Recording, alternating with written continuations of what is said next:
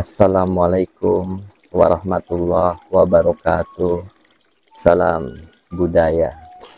Jumpa lagi para sedulurku di seluruh Nusantara di dalam channel Saumas 81.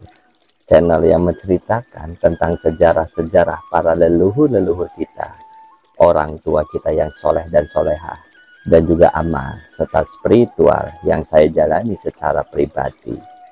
Apa kabar para sedulurku? Mugi-mugi para sedulur di seluruh Nusantara selalu diberikan kesehatan, waluya jati, kelawan rahmat lan hidayah, saking kersanipun Gusti Allah subhanallah wa ta'ala. Amin, amin ya robbal alamin. Izinkan di kesempatan malam hari ini, kami ingin menceritakan tentang amalan weton di Kibuyut Masail.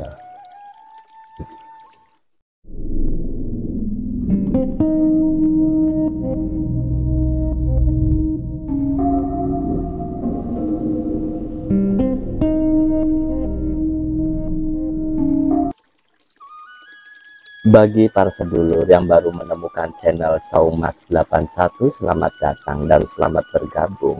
Bagi yang sudah subscribe, like, serta bersilaturahmi melalui komentar dan membagikan video dari Saumas 81, saya secara pribadi mengucapkan matur kesuwun sangat. Mugi-mugi rezeki para sedulur yang jauh didekatkan, yang di atas diturunkan, yang di bawah dinaikkan, dideraskan bagikan air jam-jam yang terus mengalir tiada henti. Amin, amin ya robbal alamin. Bismillahirrahmanirrahim. Di Kibuyut Masail para sedulur, saya bertemu dengan kuncen, yaitu Kang Agus. Dulu kuncennya bukan beliau, bapaknya.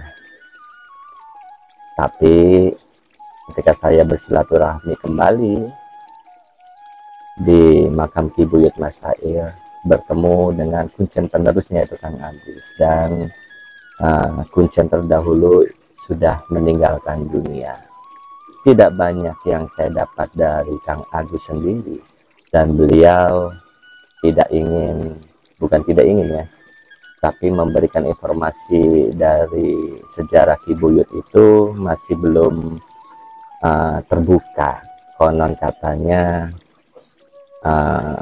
Ki Masail orangnya pendiam, dan tapi apapun itu alasannya kita hormati. Dan ini saya akan menjabarkan dari sejarahnya itu melalui spiritual yang saya alami dan amalan-amalan dari Kibuyut Masail yang saya ketahui, dan juga dari cerita-cerita yang saya dapat dari para sepuh.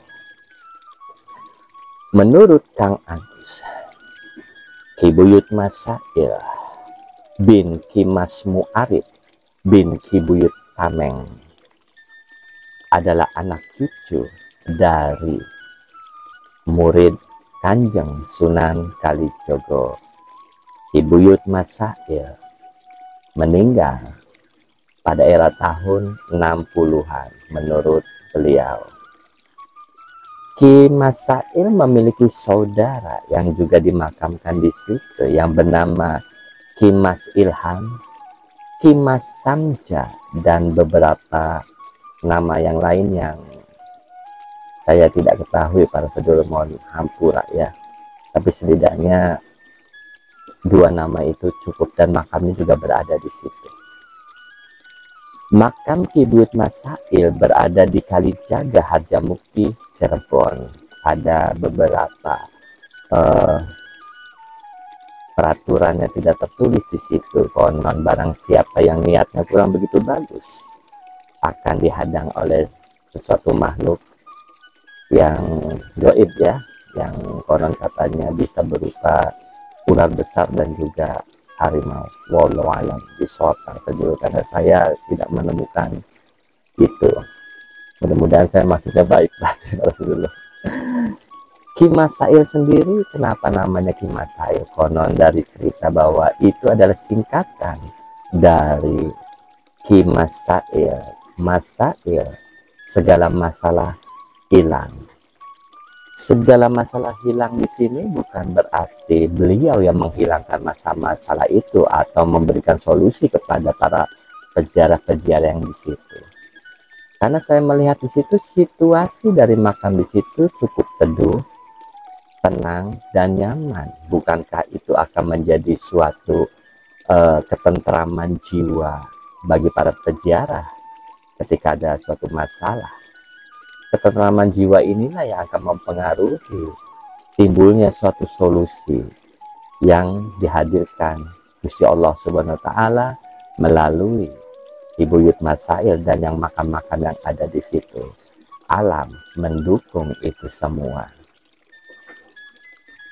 Di Kibuyut Masail, para sedulur, ketika para sedulur memasuki gerbang, itu ada jalan yang memakai semen ya, jalannya itu, dan akan menuju ke makam. Nanti di situ para sedulur kalau lebih teliti akan dinaungi oleh pohon maja, 3 buah pohon maja, pohon yang sudah jarang ya para sedulur. Dan kebetulan ketika saya berada di sana ngobrol dengan Kang Agus, ada buah maja yang jatuh, dan inilah oleh-oleh dari Kibuyut Masail. Kalau dibauin seperti serikaya, tapi ketika dibelah itu seperti kayak ada getahnya, tapi bukan getah ya, seperti madu kalau itu, tapi nggak manis para sedulur. Dan konon katanya ini kalau dibakar dulu lebih enak rasanya. Baik para sedulur, mangga silakan kita saksikan situasi makam di Kibuyut Masail. Bismillahirrahmanirrahim.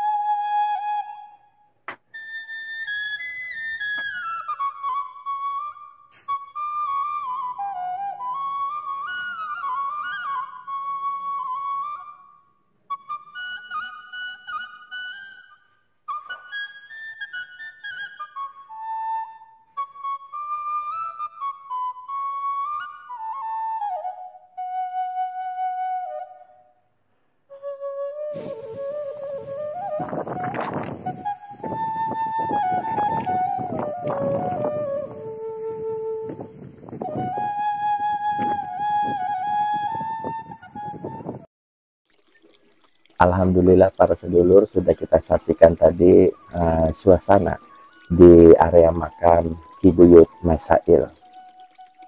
Dari suatu perjalanan spiritual yang saya alami ketika berada di situ, dan juga beberapa masukan dari para sesepuh-sesepuh yang saya temui tentang Ki Buyut Masail. Dari sudut pandang mata saya adalah Ki Buyut Masail itu suka dengan sarung berwarna merah. Makanya para sedulur ketika ke situ diusahakan kalau bisa memakai sarung warna merah. Ini adalah peraturan yang tidak tertulis, walaupun para sedulur ingin memakai apapun, warna apapun, mangga silakan saja. Tapi yang saya lihat beliau suka memakai sarung berwarna merah. Dan amalan weton itu sendiri adalah ketika para sedulur mempunyai suatu hajat, sesuatu keinginan dan tujuan, mangga silakan para sedulur catat seperti yang saya lakukan di Ki Buyut Masail di makamnya, yaitu para sedulur melakukan amalan zikir surat Al-Ikhlas sebanyak 1001 kali dalam satu kali duduk di setiap hari weton para sedulur. Contoh, jika para sedulur lahir di hari Selasa, silakan para sedulur bertawasul kepada beliau di makam beliau di setiap hari Selasa. Boleh pagi, boleh siang, boleh sore, dan juga silakan kalau para sedulur ingin malam hari itu lebih bagus, silakan bertawasul situ dan melakukan zikrullah kepada Gusti Allah melalui surat Al-Ikhlas sebanyak 1001 kali. Lakukan sebanyak 7 kali setiap hari kelahiran para sedulur.